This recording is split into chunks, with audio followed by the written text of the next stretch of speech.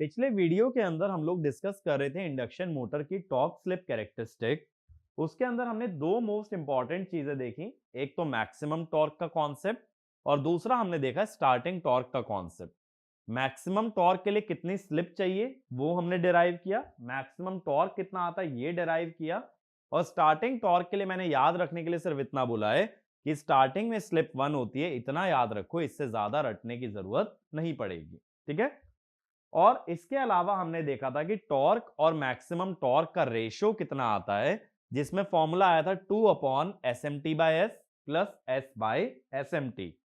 फिर हमने देखा था स्टार्टिंग टॉर्क और फुल लोड टॉर्क का ratio in terms of current, जो कि मैंने बताया था जब इंडक्शन मोटर की स्टार्टिंग पढ़ेंगे, that concept is very important. ठीक है। तो आज वहीं से हम लोग आगे कंटिन्यू कर रहे हैं। तो अब हम नेक्स्ट बात करने वाले हैं variation of torque. Induction machine का टॉर्क किस तरह से वेरी होता है with respect to different parameters, ये चीज हम लोग डिस्कस करेंगे।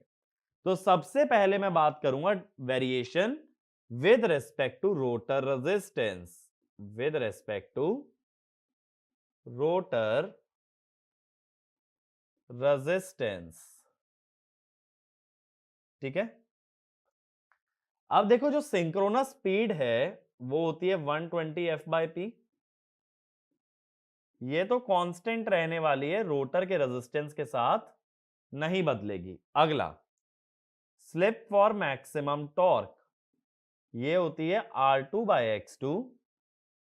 तो ये डायरेक्टली प्रोपोर्शनल टू R2 आ गई, यानी कि अगर R2 बढ़ेगा तो SMT भी बढ़ेगी। लेकिन जो मैक्सिमम टॉर्क वाली स्पीड है NS 1 - SMT, ये कम हो जाएगी, यानी मैक्सिमम टॉर्क अब कम स्पीड पे मिलने लगेगा। फिर हमने ये देखा था starting torque is proportional to R2। तो R2 अगर बढ़ाओगे तो स्टार्टिंग टॉर्क भी हमारा बढ़ेगा। लास्ट मैक्सिमम टॉर्क, ये हमने लिखा था 3/ω/S V1²/2x2। तो ये R2 से इंडिपेंडेंट है, दैट इज कांस्टेंट। यानी R2 बढ़ाने से जिस स्पीड पे टॉर्क मैक्सिमम होता है वो तो कम हो रही है, लेकिन टॉर्क का मैग्नीट्यूड हमारा कांस्टेंट आ रहा है। अब देखो ग्राफ में क्या चेंज आएगा टॉर्क वर्सेस स्पीड वाले, हमें यही देखना है मेनली इस सेक्शन में कि टॉर्क वर्सेस स्पीड के ग्राफ में क्या चेंज आता है अगर कोई पैरामीटर चेंज किया जाए, जैसे यहां रोटर का रेजिस्टेंस अगर बढ़ाया जाए। तो देखो सबसे पहले मैं एक ग्राफ बना लेता हूं, ये NS है, ये एक फिक्स वैल्यू मैंने रख दी मैक्सिमम टॉर्क की। तो ग्राफ कुछ ऐसा आ गया। अब मान लो मैंने रोटर का रेजिस्टेंस बढ़ा दिया, तो जितनी स्पीड पे मैक्सिमम टॉर्क आ रहा है उससे पहले आना चाहिए और स्टार्टिंग टॉर्क भी बढ़ना चाहिए। तो रोटर रेजिस्टेंस बढ़ाओगे तो स्टार्टिंग ऊपर से होगी, मैक्सिमम टॉर्क पहले ही मिल जाएगा, लेकिन ग्राफ खत्म तो NS पे जाके ही होने वाला है।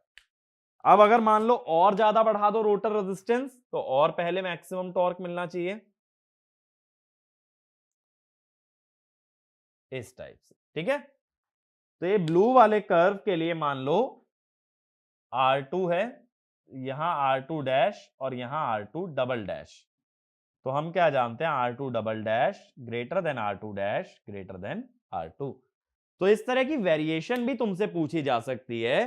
तो डिराइव करने का तरीका कि तुम्हारे पास टॉर्क के एक्सप्रेशंस हैं, उसमें पैरामीटर को वेरी करके देखो, स्टार्टिंग टॉर्क पे क्या फर्क पड़ता है, मैक्सिमम टॉर्क पे क्या फर्क पड़ता है, और स्पीड एट मैक्सिमम टॉर्क पे क्या इफेक्ट पड़ता है। ठीक है। यहां तक क्लियर हुआ। अब अगला ट्राई करो with respect to leakage reactance, with respect to leakage reactance. तो एक बार वीडियो पॉज करके ट्राई कर सकते हो। उससे पहले देखो एक चीज और समझना, अगर मान लो लोड का टॉर्क कांस्टेंट है, जैसे यह है लोड टॉर्क, अब हम क्या जानते हैं कि किसी भी मोटर की डायनामिक इक्वेशन क्या होती है, J D square theta by D T square is motor torque minus load torque. Tm is motor torque, TL is load torque.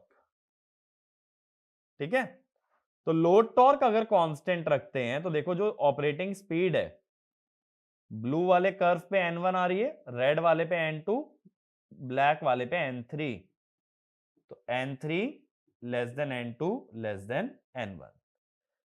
क्योंकि हम क्या जानते हैं, देखो इस इक्वेशन के अनुसार स्टेडी स्टेट पे, अंडर स्टेडी स्टेट एक्सेलरेशन 0 होती है, यानी मोटर एक ही स्पीड से घूमती है, तो motor torque must be equal to load torque. तो मैं इंटरसेक्शन ही निकाल रहा हूं मोटर टॉर्क का लोड टॉर्क से, जिससे मुझे ऑपरेटिंग स्पीड मिल रही है.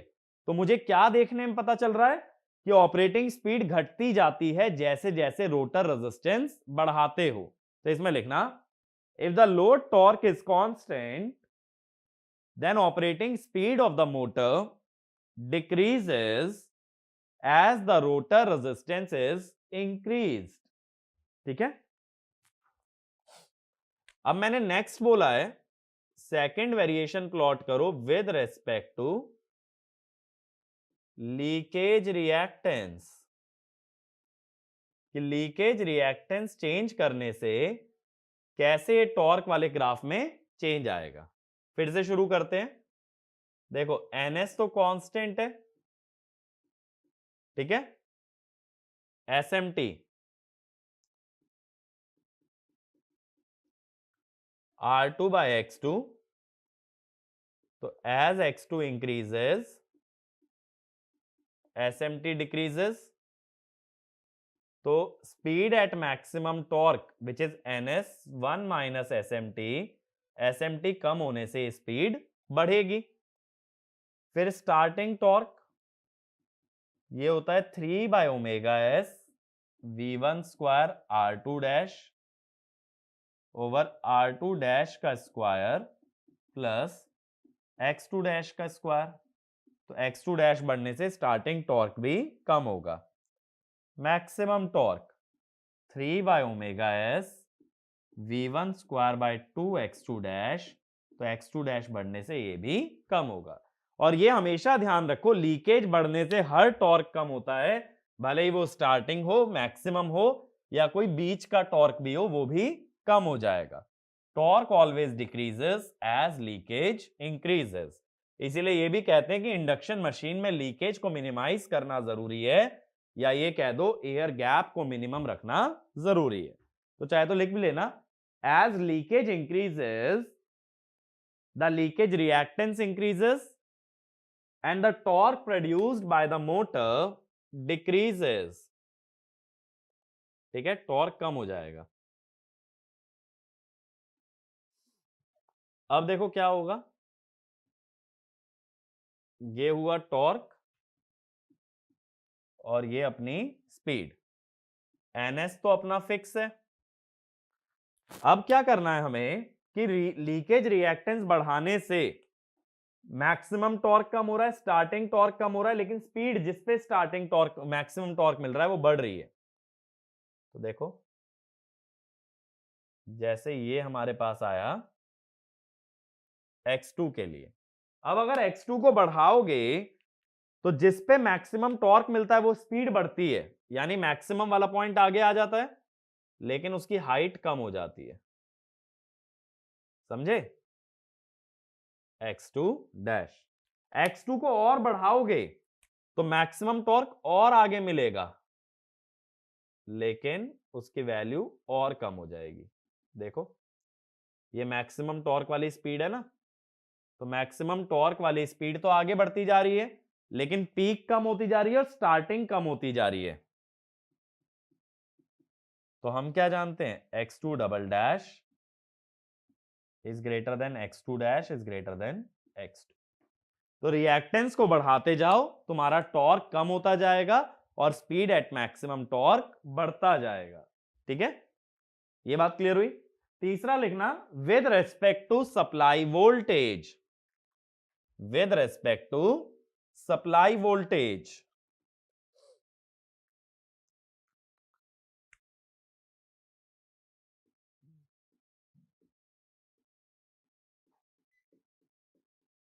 ठीक है, अब मैं सप्लाई वोल्टेज की बात करने वाला हूं। तो NS जो है that is constant, SMT R2 by X2 ये भी कांस्टेंट ही आएगी। ठीक है, इसका मतलब ये हुआ कि जो मोटर की स्पीड होती है मैक्सिमम टॉर्क पे, ये भी कांस्टेंट आएगी, यानी मैक्सिमम टॉर्क सेम स्पीड पे मिलेगा। बाकी हम ये जानते हैं torque is proportional to V1 square, तो जब सप्लाई वोल्टेज बढ़ती है तो टॉर्क बढ़ता है, फिर वो स्टार्टिंग हो मैक्सिमम हो कोई भी टॉर्क हो, वोल्टेज के साथ टॉर्क हमेशा इंक्रीज करता है। और यही रीजन मैंने बताया भी था कि हम लोग स्टेटर को डेल्टा कनेक्टेड क्यों प्रेफर करते हैं, ताकि पर फेज वोल्टेज हाई हो और वोल्टेज हाई होने से हमारा टॉर्क भी हाई हो। अब इससे क्या होगा,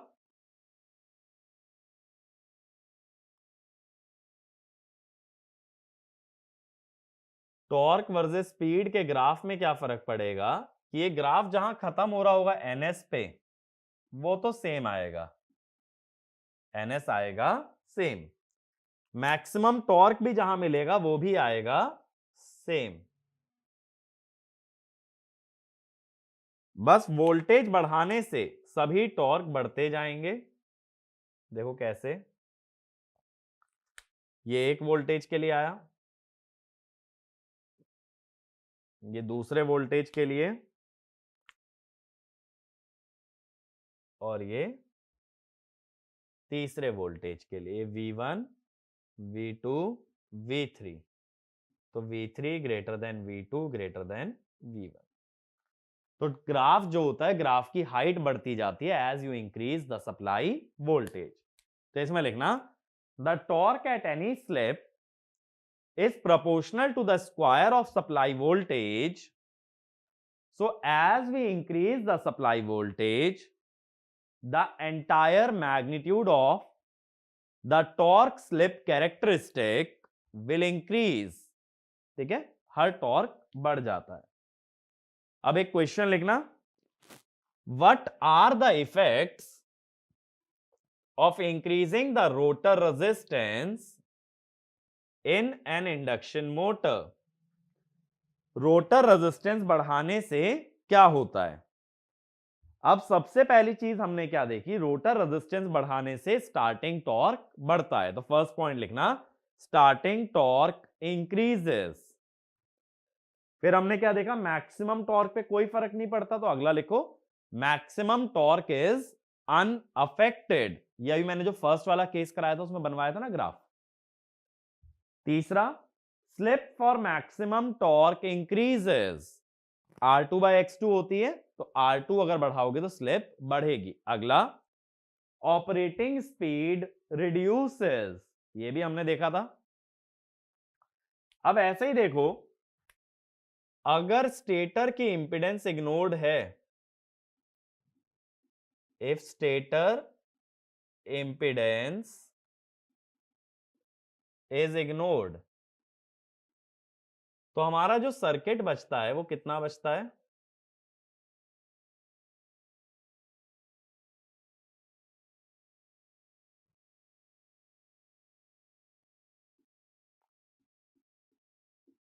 X2 dash R2 dash V1, यही बचता है। तो ये जो करंट है, करंट को कैसे लिखोगे, देखो V1 by root over R2 dash by S का स्क्वायर प्लस X2 डैश का स्क्वायर। तो हम क्या कह सकते हैं, as R2 dash increases current decreases. तो एक और इफेक्ट हुआ रोटर रेजिस्टेंस बढ़ाने का कि मोटर जो करंट लेती है दैट करंट विल डिक्रीज। तो इसमें लिखना, the line current drawn by the motor reduces ठीक है।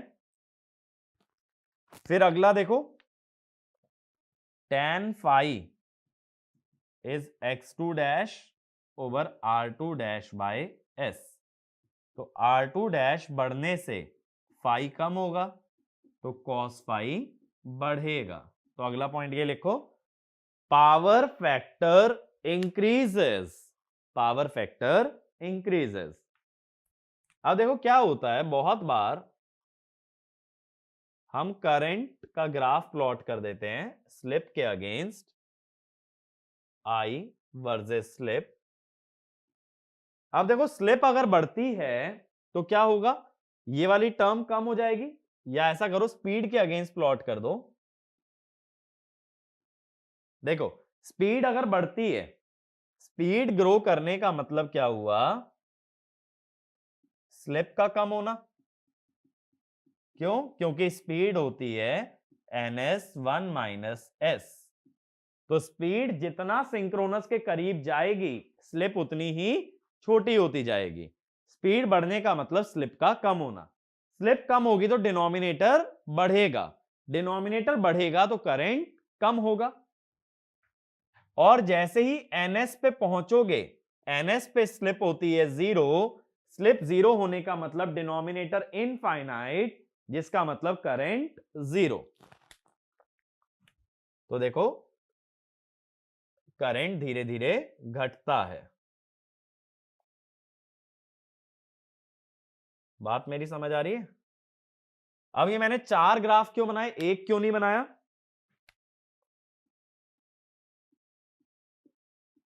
अभी हमने क्या बोला देखो, कि रेजिस्टेंस बढ़ाएं अगर रोटर का तो करंट कम होता है। तो यानी ये जो 4 ग्राफ हैं ये अलग अलग रोटर रेजिस्टेंस के लिए हैं, इस टाइप से। ठीक है, तो इसमें लिखना, as the motor speeds up, slip of the motor reduces, due to which effective rotor resistance increases, यानी R2 by S increases, and impedance of the rotor increases, which reduces the current drawn by the motor।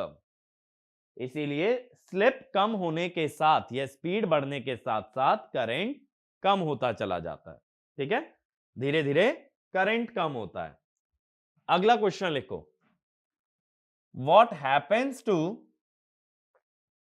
Maximum torque and starting torque as voltage and frequency are varied. अगर V और F को vary करोगे तो maximum torque और starting torque के साथ क्या होगा।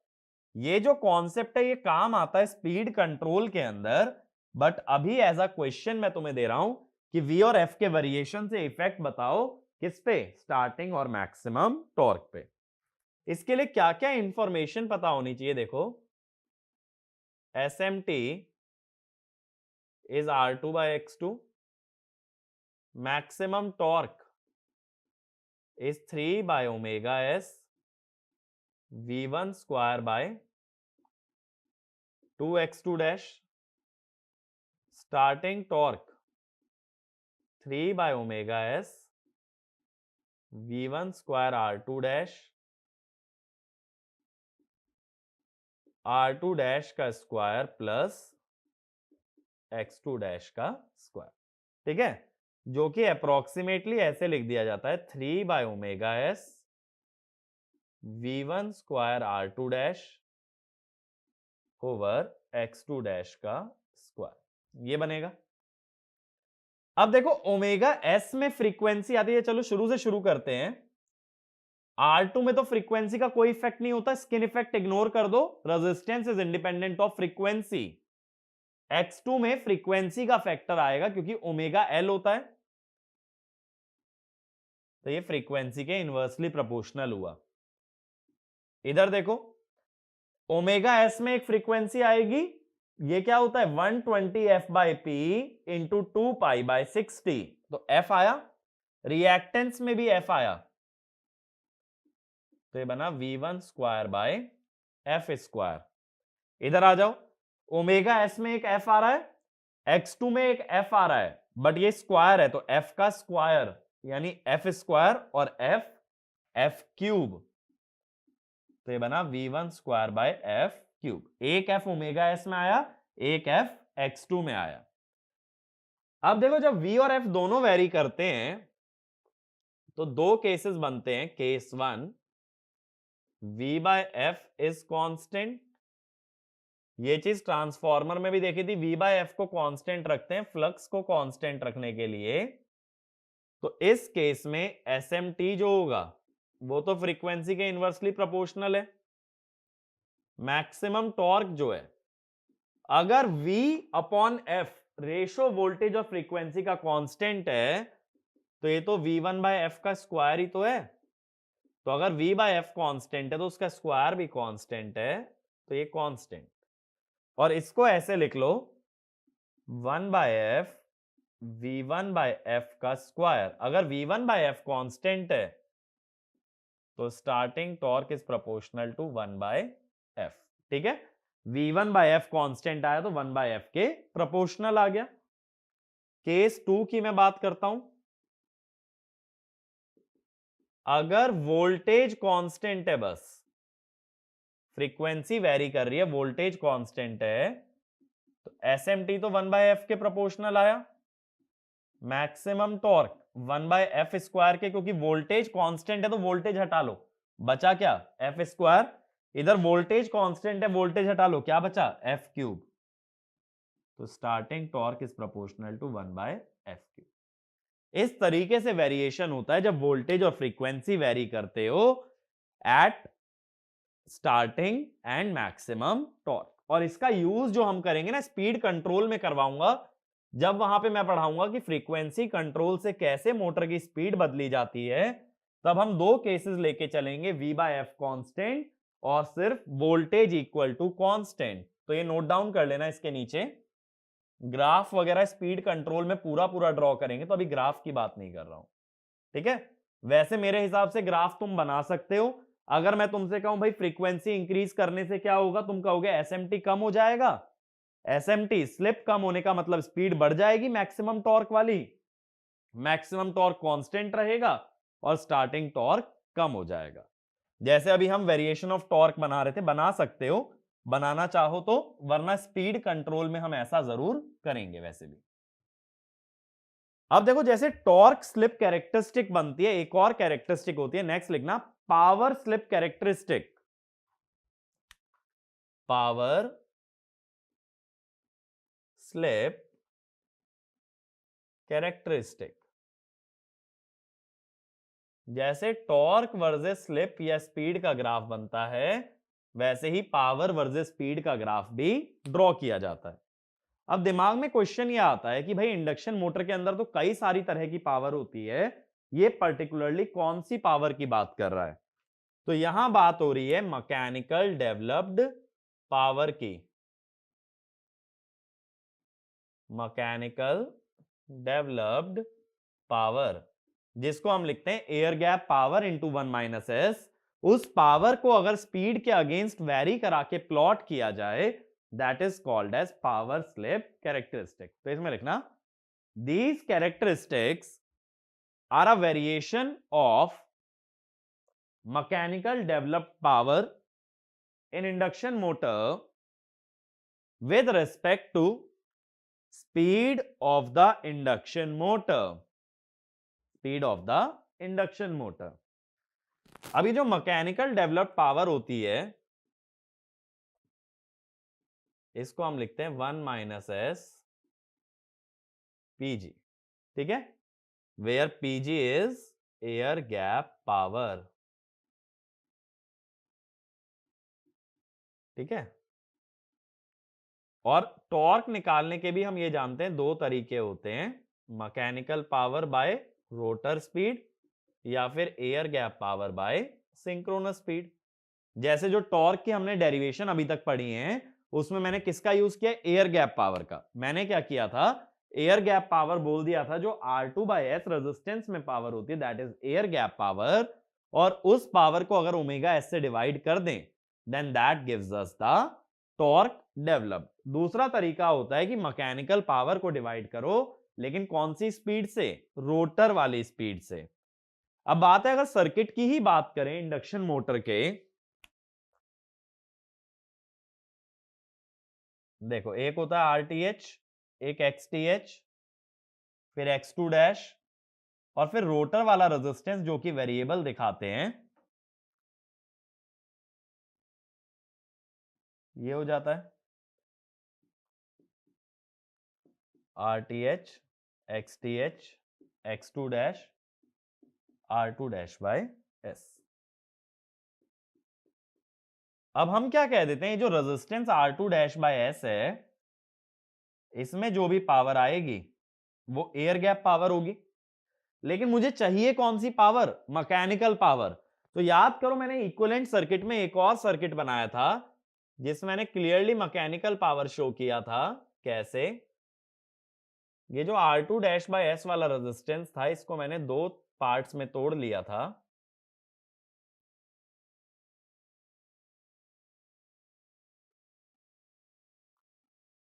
ये तो था आरटीएच,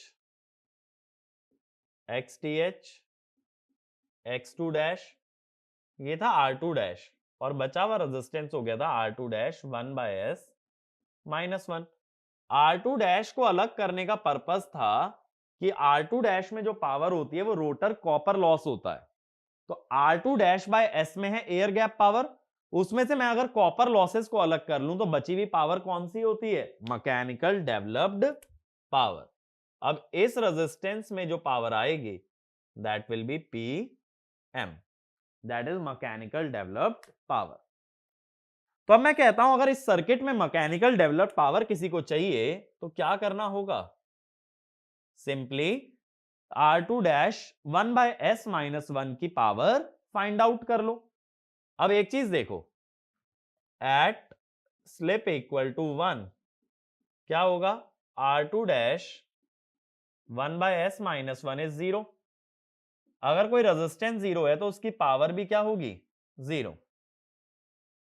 और at slip equal to zero R two dash one by S minus one is infinity. Infinity पे करंट जीरो हो जाएगा। करंट अगर जीरो हो गया तो भी मैकेनिकल पावर जीरो आएगी। यानी जो मैकेनिकल डेवलप्ड पावर है वो वन स्लिप या जीरो स्पीड और सिंक्रोनस स्पीड दोनों पे ही वैल्यू जीरो आती है। तो इसमें लिखना the power developed by induction motor is zero at starting as well as when the motor runs at synchronous speed। तो इनिशियल और फाइनल दोनों ही वैल्यूज क्या हैं? जीरो हैं। अब दिमाग में क्वेश्चन ये आता है कि मैक्सिमम पावर कब मिलेगी? अब आप में से बहुत लोग सोचेंगे कि जब टॉर्क मैक्सिमम होगा तो पावर भी मैक्सिमम हो जाएगी। अब ये कहना गलत हो जाता है। देखो क्यों? टॉर्क मैक्सिमम होने पे एयर गैप पावर तो मैक्सिमम होती है, ठीक है? क्यों मैक्सिमम होती है? क्योंकि डिनोमिनेटर कांस्टेंट है। टॉर्क मैक्सिमम माने न्यूमरेटर मैक्सिमम। लेकिन इस फॉर्मूले पे जाओगे जो पहला है, पीएम के अंदर भी स्लिप है, ओमेगा आर के अंदर भी स्लिप होती है, तो तुम ये नहीं कह सकते कि टॉर्क मैक्सिमम होने पे मैकेनिकल पावर भी मैक्सिमम होगी। देखो मैकेनिकल पावर है टॉर्क इंटू ओमेगा आर, यानी torque omega S one minus S. तो सिर्फ टॉर्क को मैक्सिमम कर देने से पावर मैक्सिमम नहीं होगी, क्योंकि आगे भी वेरिएबल है one minus S. One minus S slip पे डिपेंड कर रहा है ना, तो स्लिप तो वेरिएबल होती है। तो क्या सिर्फ एक पार्ट को मैक्सिमाइज करके पूरे फंक्शन को मैक्सिमम कह सकते हो? नहीं, हमें ध्यान देना होगा इस वन माइनस एस पे भी।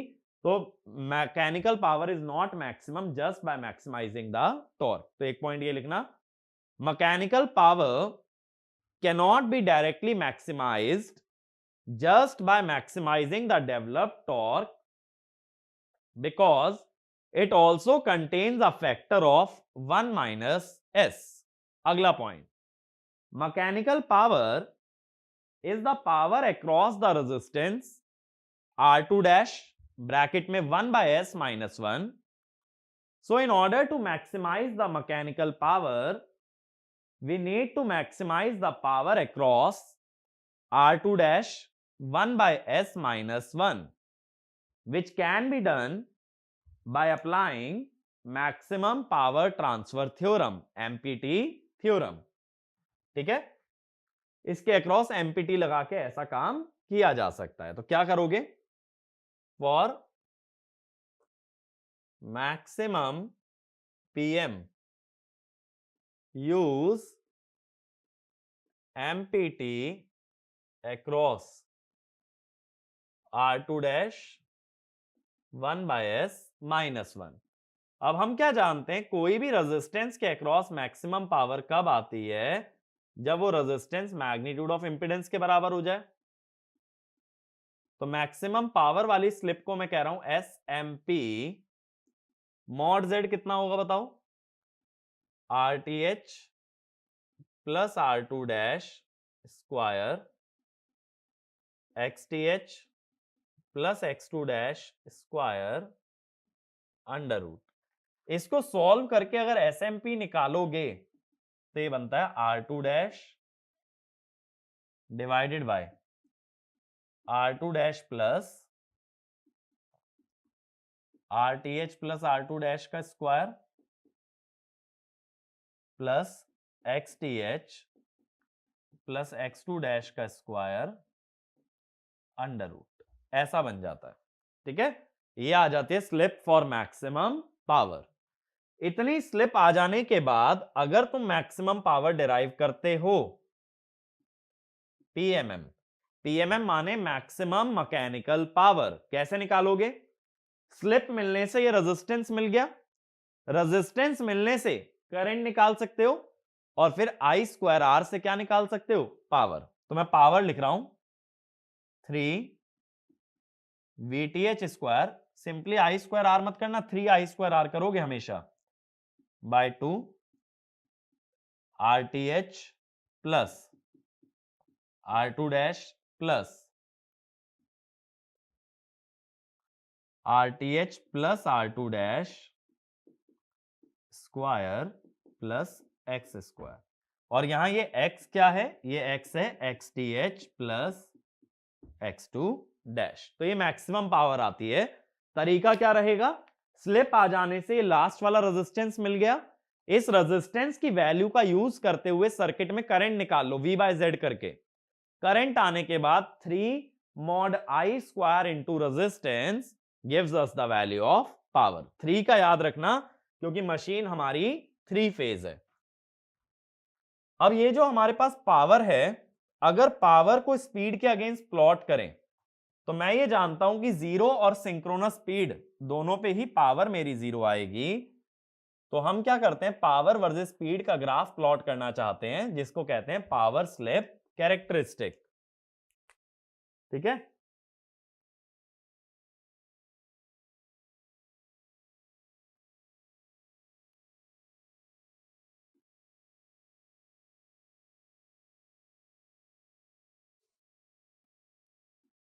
Power versus speed. तो देखो ये NS ले लेता हूं, इधर कहीं 2NS और इधर कहीं -NS। अब मैंने क्या बताया, 0 से NS तक हमने पढ़ा था मोटरिंग रीजन होता है। ये वाला रीजन क्या होता है? मोटरिंग रीजन होता है ना। स्लिप यहां 0 से 1 तक लाई करती है, स्लिप लेस देन 0 और स्लिप ग्रेटर देन 1। अब यहां क्या होता है कि जो ग्राफ बनता है वो 0 पे भी 0, बीच में कहीं पे मैक्सिमम, NS पे भी 0, और इधर इस तरीके से जाता है। तो ये वाला रीजन हो जाता है मोटरिंग, ये जनरेटिंग,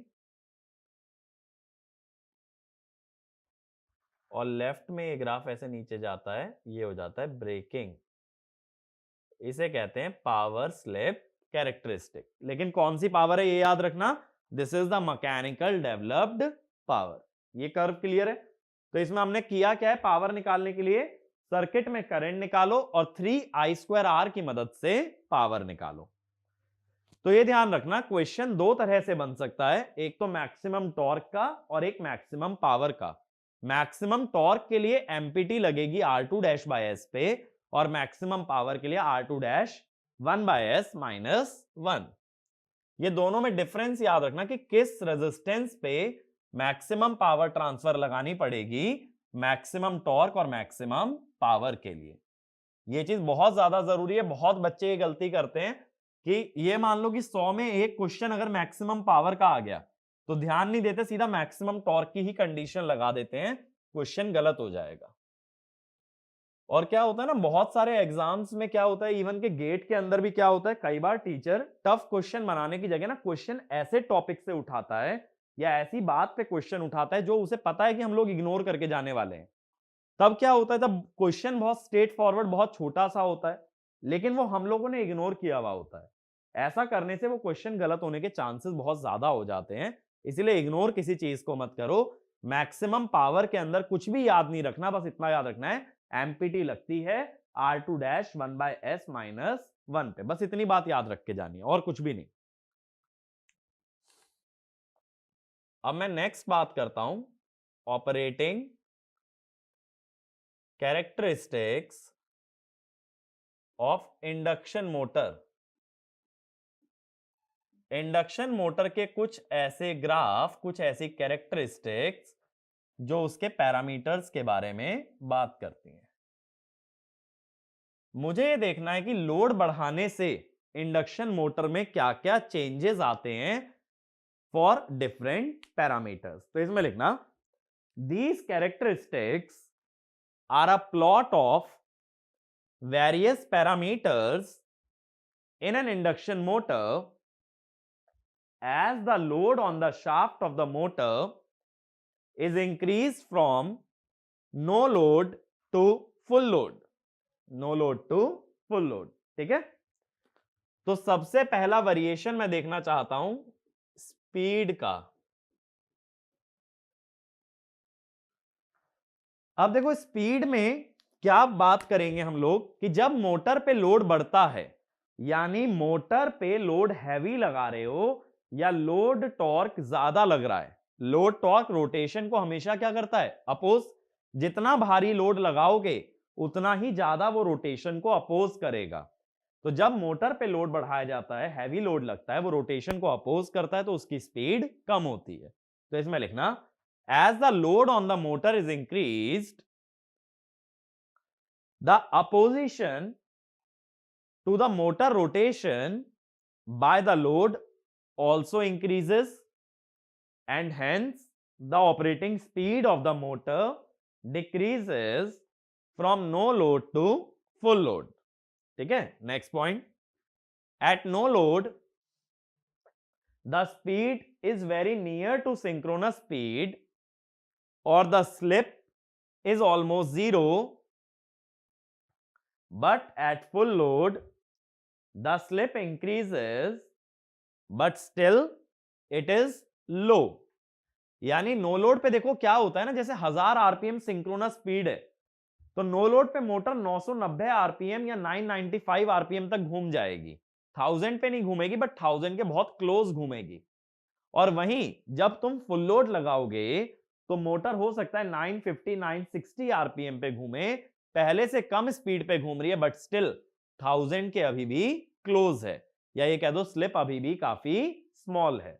ऐसा मत सोचना लोड लगाओगे तो सीधे 500 आरपीएम पे आ जाएगी, ऐसा नहीं, 990 आरपीएम से 960 950 आरपीएम तक आ जाएगी, इससे नीचे वो नहीं जाएगी।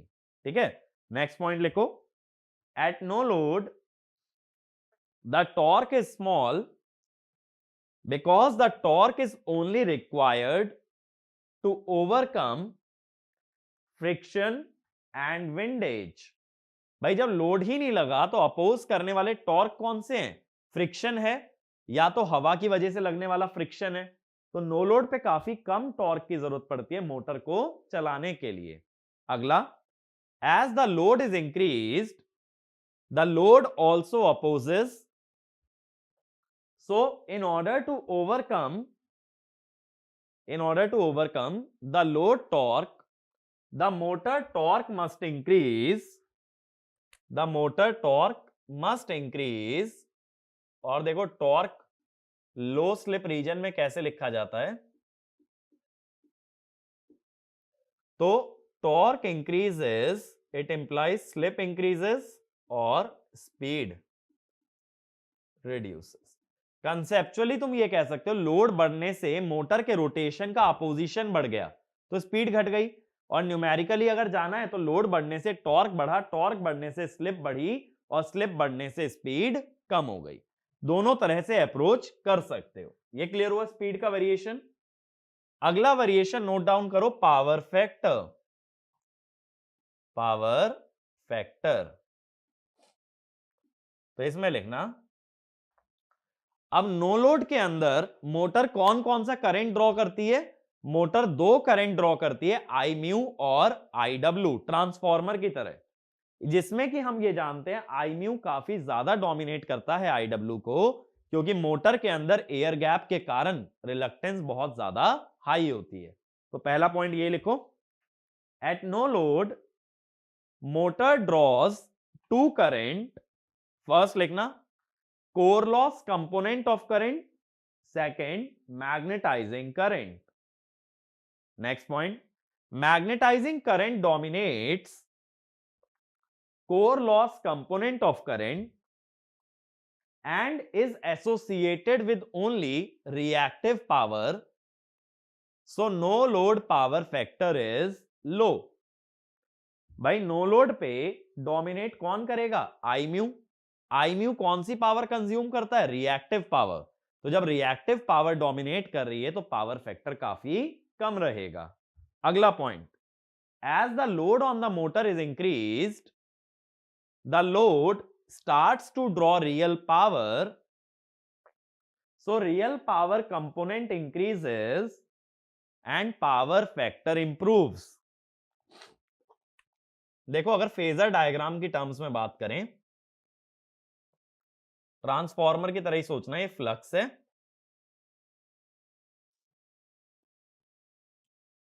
ये E1 होता, ये E2 होता, लेकिन हम क्या कर देते हैं, ट्रांसफॉर्मर में भी करते थे, E1 की जगह -E1 लेते हैं, या ये कह दो अप्लाइड वोल्टेज को उल्टा लेते हैं इंड्यूस्ड ईएमएफ से। अब फ्लक्स के सेम फेज में होता है आई म्यू और इससे 90 डिग्री पे होता है आई डब्ल्यू। तो ये हो गया आई नॉट और ये हो गया फाई नॉट।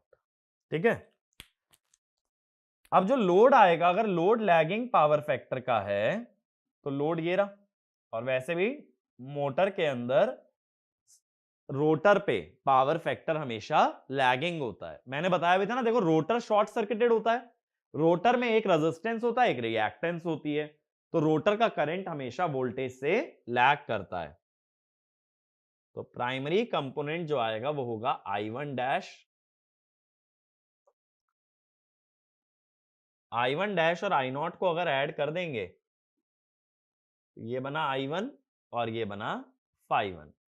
तो यहां पे क्लियरली हमें दिख रहा है कि phi1 is less than phi0, या ये कह लो cos phi1 is greater than cos phi0। तो लोड लगाने से पावर फैक्टर इंप्रूव होता है। ठीक है, और ये जान लेना कि रोटर पावर फैक्टर हमेशा लैगिंग होता है। क्यों हमेशा लैगिंग होता है? क्योंकि रोटर में एक रेजिस्टेंस और एक रिएक्टेंस होता है। तो ये क्लियर है?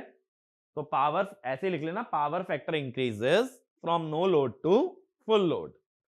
अगला लिखो एफिशिएंसी, तीसरा पैरामीटर एफिशिएंसी। अब नो लोड पे आउटपुट पावर या शाफ्ट पावर तो जीरो है, तो एफिशिएंसी आउटपुट बाय इनपुट या output by output plus loss क्या होगी? जीरो, क्योंकि आउटपुट जीरो है। तो इसमें लिखना at no load the output power drawn from the motor is zero and hence efficiency of the motor is also zero.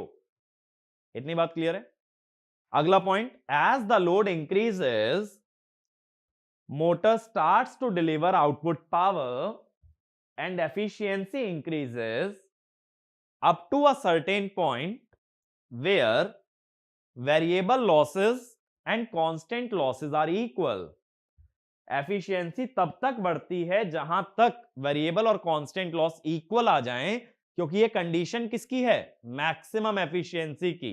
तो आगे लिख लेना, which is a condition of maximum efficiency and if the load is increased further efficiency reduces. अगर maximum efficiency की condition के आगे जाओगे तो एफिशिएंसी कम होने लगेगी। ठीक है, लास्ट लिखो स्टेटर करंट। स्टेटर करंट, तो इसमें लिखना no load stator current is 30% of full load current and as the load increases stator current increases। सीधी बात है, नो लोड पे करंट होता है आई नॉट और लोड पे है I1, तो तुम्हें दिख रहा है लोड, नो लोड से ज्यादा करंट किसमें है, लोडेड कंडीशन में। तो लोड बढ़ाने का मतलब मोटर से ज्यादा पावर लेना। अगर मोटर से ज्यादा पावर तुम लोगे तो मोटर को भी सप्लाई से ज्यादा पावर या ज्यादा करंट लेना पड़ेगा। सीधी बात है, अगर मोटर ज्यादा पावर देगी तो मोटर सप्लाई से ज्यादा पावर लेगी। अब ये सब जो पैरामीटर 4 हमने पढ़े हैं, इसको हम लोड के अगेंस्ट प्लॉट करते हैं। लोड और इधर कैरेक्टरिस्टिक। अब जो फुल लोड होता है वो होता है 1 pu। फुल लोड माने 1 p। सबसे पहले स्पीड की बात हुई, तो स्पीड हमने देखी कि नो लोड से फुल लोड तक कम होती है। ठीक है, ये है अपनी स्पीड। बात क्लियर है? ये तो हम वैसे भी जानते हैं कि इंडक्शन मोटर की जो स्पीड का ग्राफ होता है वो शंट मोटर की तरह होता है, स्पीड नो लोड से फुल लोड तक कम होती है। फिर अगली बात हुई पावर फैक्टर की। तो पावर फैक्टर में हमने देखा नो लोड पावर फैक्टर बहुत छोटा होता है और लोड बढ़ाने से पावर फैक्टर हमारा बढ़ता है। ये वैल्यू जो है ना, ये 1 pu है, तो पावर फैक्टर कभी भी 1 तक तो जा नहीं सकता, 1 से पीछे ही रहेगा हमेशा। ठीक है, तो ये हुआ पावर फैक्टर। अगली बात आई एफिशिएंसी की। एफिशिएंसी में क्या हुआ, 1 pu माने 100%। 100% तो कभी नहीं पहुंचेगी, लेकिन एफिशिएंसी शुरू 0 से हुई थी, तो एफिशिएंसी आती है फिर गिरने लगती है, तो ये मैक्सिमम एफिशिएंसी हो जाती है। तो ये ग्राफ हो गया ईटा का। अब लास्ट बात आई स्टेटर करंट की। स्टेटर करंट नो लोड पे काफी छोटा होता है और लोड बढ़ने के साथ साथ बढ़ता जाता है, तो स्टेटर करंट ऐसे बढ़ता जाएगा। तो आई स्टेटर ये लगातार बढ़ता है जैसे जैसे लोड हमारा इंक्रीज होता है। तो बहुत बार देखो इस ग्राफ पे भी क्वेश्चन आ सकता है कि मैं तुम्हें ग्राफ देके ये पूछ सकता हूं कि भाई ये बताओ मुझे कि इसमें कौन सा ग्राफ क्या रिप्रेजेंट करता है। ठीक है, और टॉर्क करंट स्क्वायर के प्रोपोर्शनल है, तो करंट जैसा ही ग्राफ तुम टॉर्क का भी बना सकते हो। तो इसमें हमें क्या समझ आया कि देखो नो लोड पे तो तुम कह सकते हो कि टॉर्क ऑलमोस्ट 0 आएगा, तो करंट जैसा ही ग्राफ बनाना, लेकिन टॉर्क का ग्राफ ऑलमोस्ट कहां से शुरू करोगे, 0 से।